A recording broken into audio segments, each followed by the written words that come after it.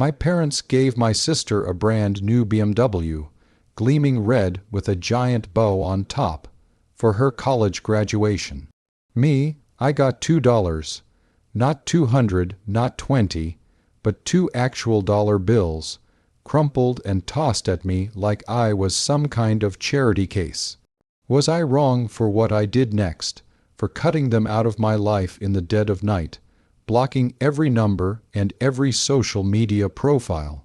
Tell me if you would have done the same thing, because honestly, looking back, I still don't know if I overreacted or if it was the only sane thing to do. Let me take you back to the beginning, to a time when I still believed my family loved me, or at least tolerated me equally. Growing up, it was always clear that my sister, Chloe, was the golden child. She was 2 years older than me, effortlessly beautiful, and naturally gifted at everything she tried.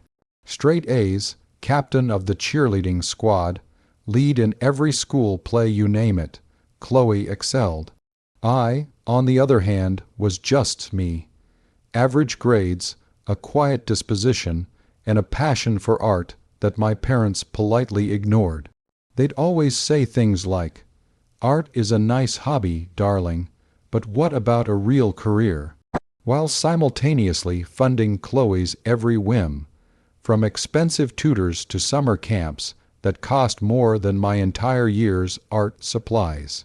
It wasn't just the money, though that stung.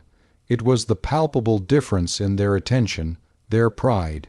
When Chloe won an award, there was a family celebration, a fancy dinner, endless praise. When I managed to get my art into a local gallery show, a huge achievement for a high schooler, I got a lukewarm, "That's nice, dear," and a quick change of subject to Chloe's latest scholarship offer. I learned early on not to expect much. I learned to be self-sufficient, to find my own joy, and to seek validation outside of my family. I put myself through college, working 2 jobs, taking out student loans, and sacrificing a social life just to get my degree in graphic design. My parents offered no financial help, claiming I needed to learn the value of a dollar, a sentiment they never once expressed to Chloe. She, of course, went to an expensive out-of-state university, all expenses paid by them, even getting a generous monthly allowance. I remember calling home once, struggling to pay rent and buy groceries, timidly asking if they could spare even a small loan. My mother's response was chillingly direct. "Chloe needs that money for her sorority dues, darling. You should have thought about the cost of college before you chose such an impractical major." I hung up the phone, tears streaming down my face, and vowed never to ask them for anything again. And I didn't. After graduation, I landed a decent job at a small design agency. It wasn't my dream job, but it paid the bills and allowed me to slowly chip away at my student debt. Chloe, fresh out of her expensive university with a degree in something vague like communications, struggled to find a job. My parents, naturally, swooped in. They used their connections to get her an entry-level position at a prestigious marketing firm, a job she was entirely unqualified for, and then bought her a swanky downtown apartment so she wouldn't have to rough it in a shared living situation. I watched all of this unfold from a distance, trying to numb myself to the familiar ache of being overlooked.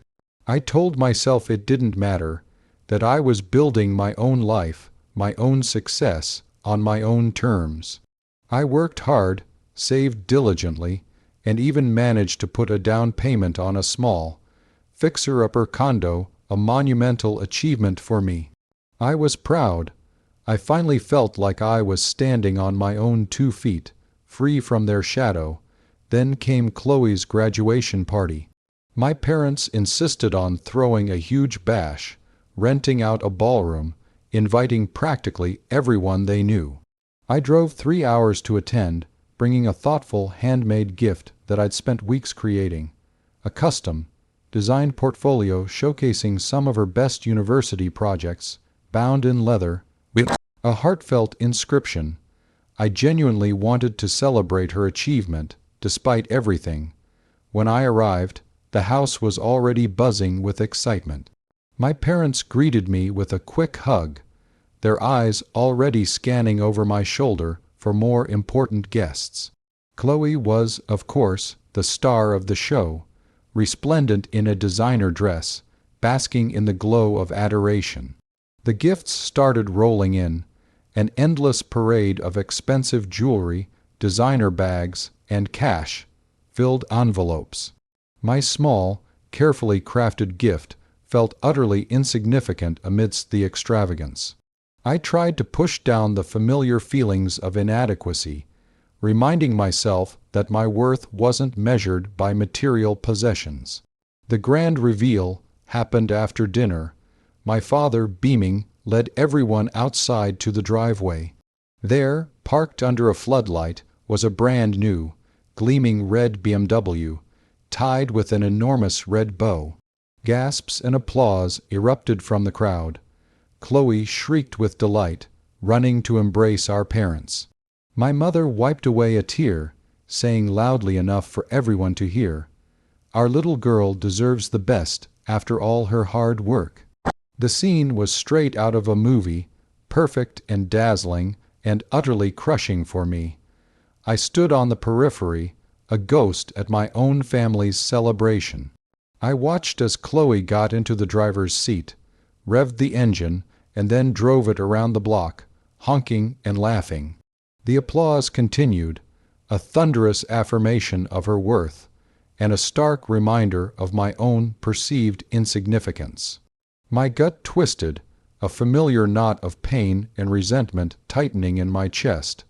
I felt like I was suffocating in the injustice of it all. I decided then and there that I couldn't stay. I mumbled an excuse about an early morning and started to head for my car, hoping to slip away unnoticed.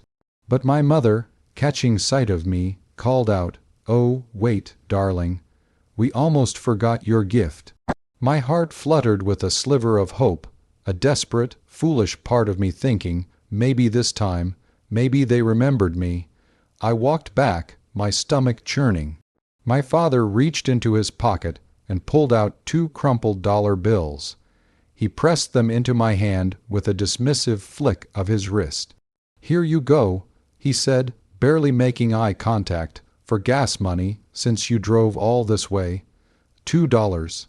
For gas money, after I had just witnessed them shower my sister with a luxury car, a party that cost more than my annual salary, and an apartment. $2. The insult was so profound, so utterly dehumanizing, that it transcended anger. It was a cold, hard slap in the face. It wasn't about the money, it was about the message. You are worth nothing to us. So that's the situation I was in, standing there with those 2 crumpled dollar bills, watching my sister beam in her new BMW, while my parents celebrated her as their crowning achievement. And I had to make a choice. Before I tell you what happened next, I want you to pause and comment below what you would have done in my shoes. Would you have confronted them? Would you have just taken the $2 and quietly walked away, accepting your role as the overlooked child? Or would you have finally snapped, just like I did? I looked down at the $2 in my hand. They felt heavy, burning hot against my palm. I looked at my parents, their faces alight with pride for Chloe, oblivious to the silent devastation they had just wrought upon me. I looked at Chloe, posing for pictures next to her new car, laughing with her friends. A quiet resolve settled over me, cold and unyielding. There would be no dramatic confrontation, no tearful accusations, no begging for their love or attention. They had made their choice clear, and now I would make mine. I slowly, deliberately, crumpled the $2 bills into a tight ball. Without a word, without a backward glance, I turned and walked to my car. I got in, started the engine, and drove away from that house, from that party, from that family, for what I knew would be the last time. As I drove, the emotions started to bubble up, not tears, but a searing, righteous anger. It wasn't a childish tantrum. It was the fury of years of neglect, of being made to feel less than, of constantly seeking validation that never came. I drove for hours, the red glow of the city lights fading into the endless dark of the highway. My phone buzzed with texts from Chloe, asking where I went, then from my mother, a perfunctory "Did you get home safe?" I ignored them all. Around 2 a.m., I pulled into a rest stop. My mind was made up. I opened my phone and systematically went through every contact. My mother, my father, Chloe. I blocked their numbers. Then I opened every social media app, Facebook, Instagram, even LinkedIn, and blocked them there too. Every connection severed, every digital tie cut. It felt like an amputation, painful and raw, but necessary for my survival. I didn't announce it, didn't leave a note, didn't explain. There was nothing left to explain. Their actions had spoken louder than any words ever could. The silence that followed was deafening at first. My phone, usually buzzing with the occasional, half-hearted check-in from my mother, remained stubbornly quiet. I felt a strange mix of relief and a phantom ache, like a limb that was no longer there. For the first few weeks, I was constantly on edge, expecting an angry call or a desperate text, but nothing came. Then, about a month later, I got an email from my aunt, my mother's sister, who had always been somewhat of an outsider in the family. She said my parents were worried sick and wanted to know why I wasn't responding. I replied with a concise, polite email, explaining that I needed space and that their actions at Chloe's graduation had been the final straw. I detailed, without anger or accusation, the years of differential treatment, the neglect, and the ultimate insult of the $2. I ended by saying that I loved them, but I couldn't continue to be treated that way, and until they acknowledged and addressed their behavior, I needed to go no contact. My aunt responded, saying she understood and would try to talk to them, though she doubted it would do any good. And she was right. My parents never reached out directly, never apologized, never acknowledged anything I said. Their silence was, in itself, an answer. Chloe tried a few times, sending confused texts like, "What's going on?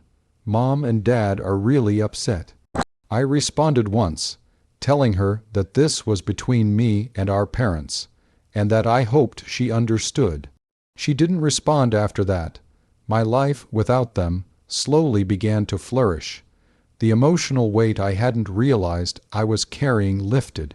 I poured myself into my work, excelled at my job, and even started taking evening art classes, something I'd always wanted to do but never felt I had the energy or permission for. I made new friends, people who valued me for who I was, not for my proximity to someone else's success. My condo slowly transformed into a home, filled with my art, my personality. It was a space I had built for myself entirely. It's been 5 years now since that night. I haven't spoken to my parents or Chloe since. Sometimes a flicker of sadness hits me, a yearning for the family I thought I had, the one that existed only in my imagination. But then I remember the $2, the red BMW, the endless, soul-crushing favoritism, and the sadness is replaced by a quiet strength. I am free, I am worthy, and I built it all myself. So, here I am, sharing my story. Was it extreme? Maybe, but for me, it was necessary. I often wonder if they ever truly understood the depth of the pain they inflicted, or if they just wrote me off as the ungrateful child. I still don't have all the answers, but I do have peace. Like this video, if you were on my side, if you understand why I had to do what I did. Subscribe for more stories like this, where people finally stand up for themselves. And please, share your final thoughts on this whole mess in the comments section below. I'll see you all in the next story.